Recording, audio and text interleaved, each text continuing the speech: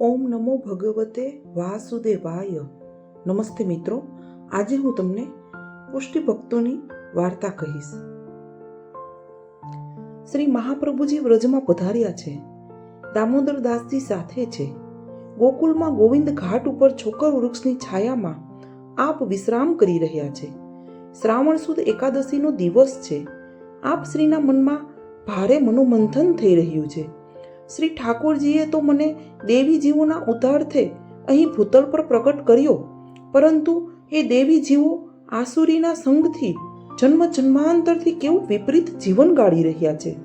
કલિકાલના દોષોથી દુષ્ટ બનેલા આવા જીવોનો નિર્દોષ ભગવાન સાથે સંબંધ કેમ કરાવવો? અંધકારનો સંબંધ પ્રકાશ સાથે કેમ થાય? પ્રભુની આજ્ઞાનું પાલન મારાથી કેમ થશે? હવે મારે શું કરવું? આમ વિચારતા વિચારતા પોતે નિંદ્રાવશ થાય છે. બરાબર મધ્યરાત્રિ થઈ ને પોતે જાગૃત થઈ ગયા. જુએ છે તો કોટી કંદર્પ લાવણ્ય શ્રીનાથજી સાક્ષાત સામે ઠાડા છે.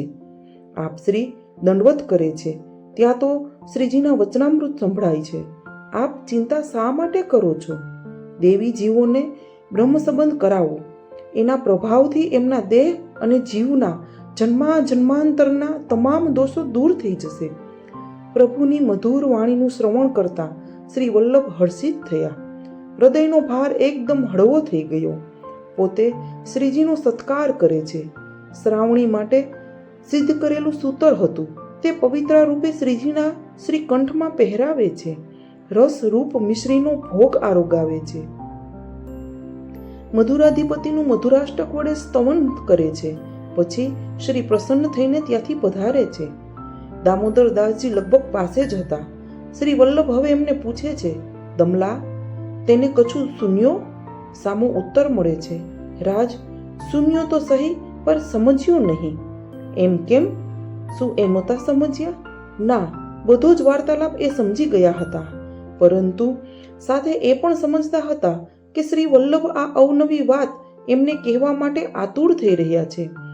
અને જો એમ કહી દે કે હા મહારાજ, હું બધું સમજી ગયો છું, તો એ વાત કહેવામાં આપશ્રીને રસ રહે નહીં. ગુરુદેવનો રસભર્યા વચનામૃત સાંભળવાનો લોભ તો એમને હતો જ, અને વળી ભગવાન સાથે ભગવદીનો સીધો સંબંધ ન હોય તે તો ગુરુદેવ દ્વારા જ સિદ્ધ થાય, એ પણ તે જાણતા હતા. એટલે જ આવો દ્રિઅર્થી પ્રત્યુત્તર એમનાથી અપાઈ ગયો. એમનું દાસ્ય અને દૈન્ય જોઈને શ્રી વલ્લભ પ્રસન્ન થયા. પોતાને ચિંતા થઈ ત્યાંથી માંડીને સમગ્ર પ્રસંગ પોતાના હૃદયની ભાવભરી વાણીમાં એમને કહ્યો.